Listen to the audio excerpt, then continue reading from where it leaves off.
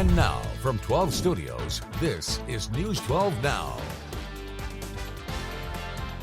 Today is Monday, April 15th. Welcome to News 12 Now. I'm Kylee Dedmon. New on 12 Now, we now have the mugshot of a man accused of shooting and killing another man in Sherman early yesterday morning.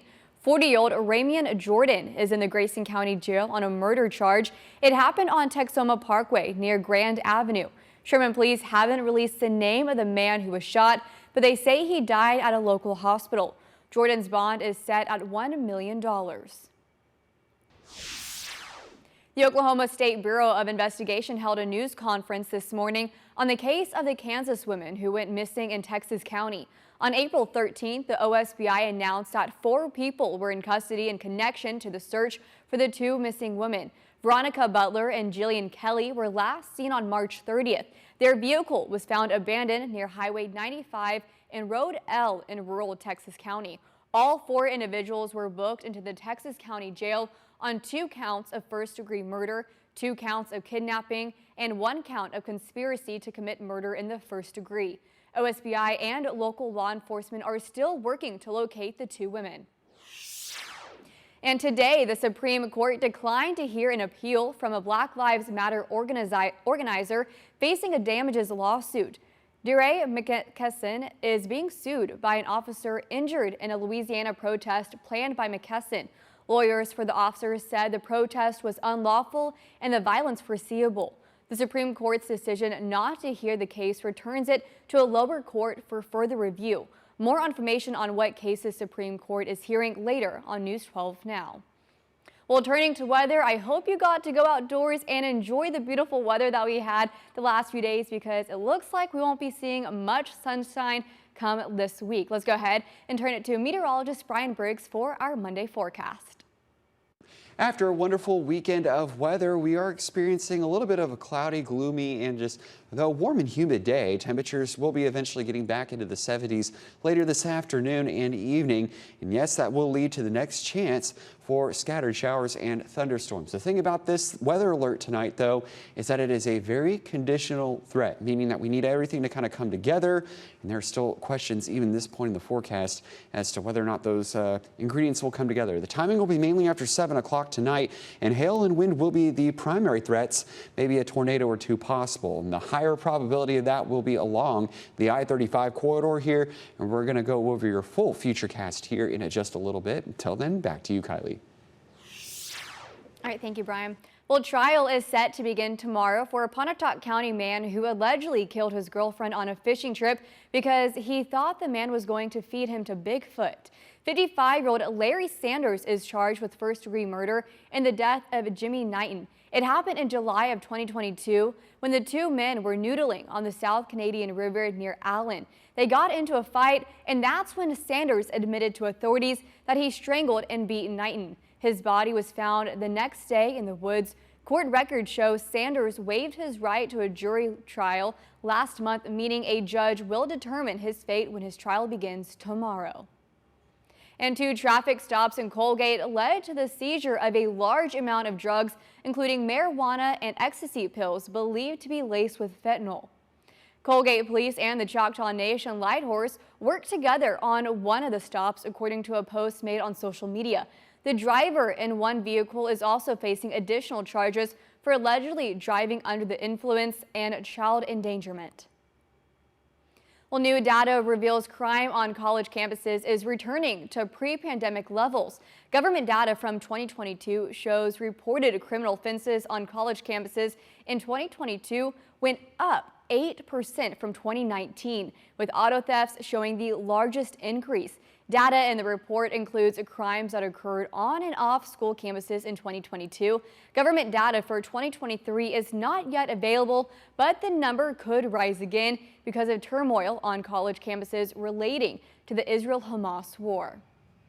Well, turning to sports now, the best and brightest rising stars in women's basketball will hear their names called tonight in the WNBA draft. Record breaker Caitlin Clark is expected to be the first pick less than 10 days after playing in her second straight Final Four. She is just one member of an incredibly talented group that could lift the women's league to a new level and make it more popular than ever before.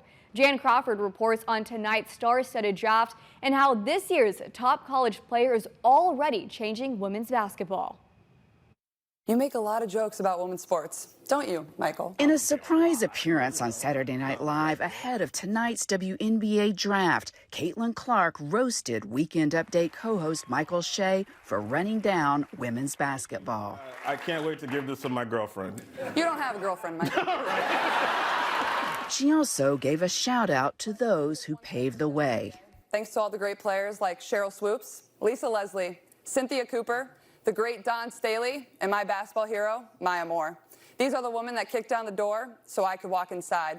Clark is expected to go to the Indiana Fever as the top pick of the draft after an historic season where she shattered Division I scoring records and took her Iowa team to the NCAA National Championship game. Martin on the drive. O'Grady gets denied. Cardoso gobbles it up.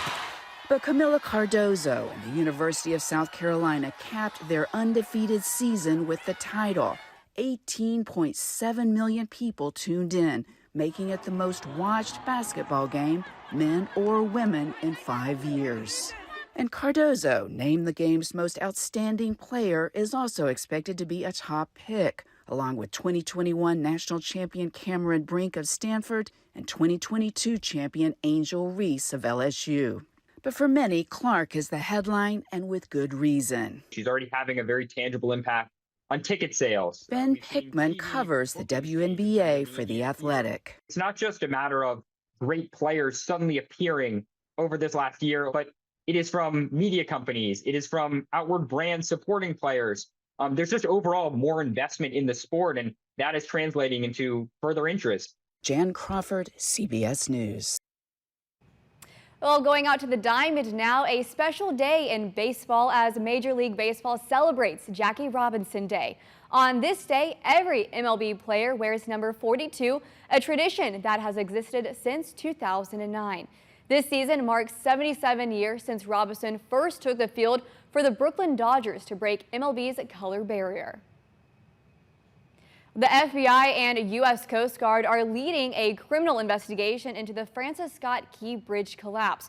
According to a U.S. official, the agencies are looking into whether the crew of the Dali failed to report an earlier issue that delayed its departure.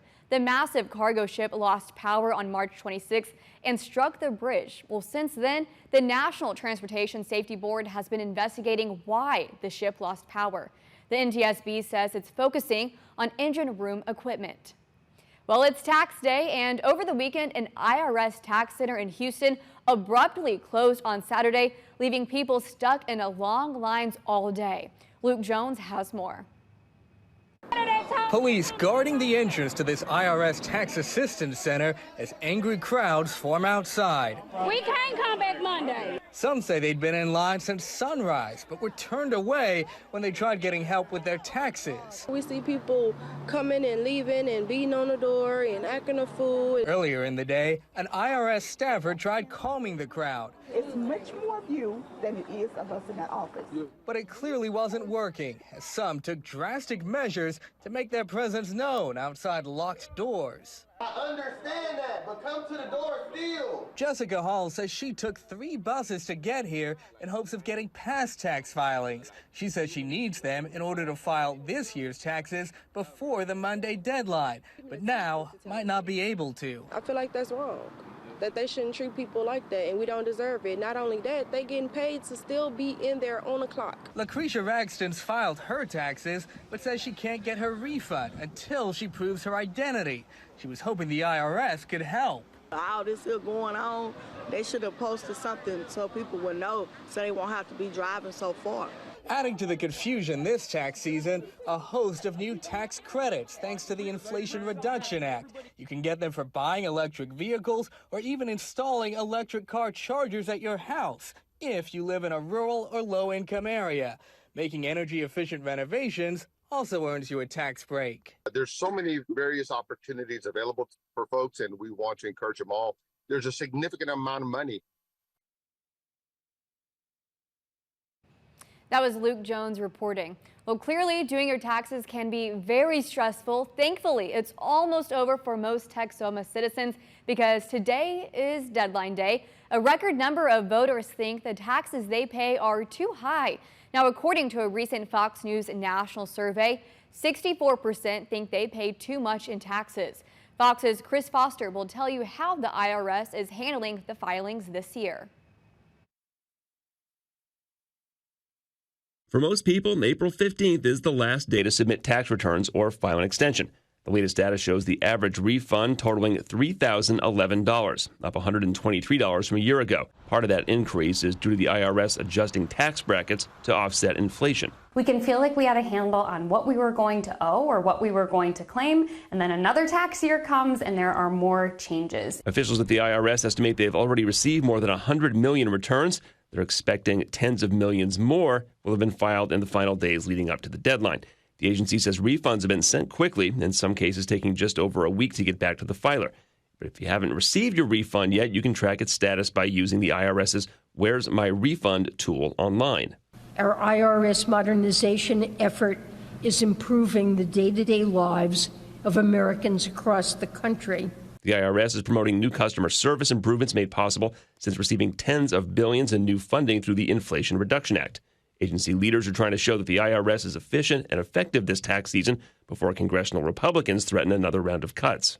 Taxpayers will, like last year, see and feel a noticeable difference in IRS performance in being accessible, responsive, and effective in helping citizens navigate this nation's complex array of tax laws. President Biden set to release his tax returns Monday. Then he'll take his tax push on the road with an address in his hometown of Scranton, Pennsylvania, a key battleground state. In New York, Chris Foster, Fox News. Thanks for joining and have a marvelous Monday.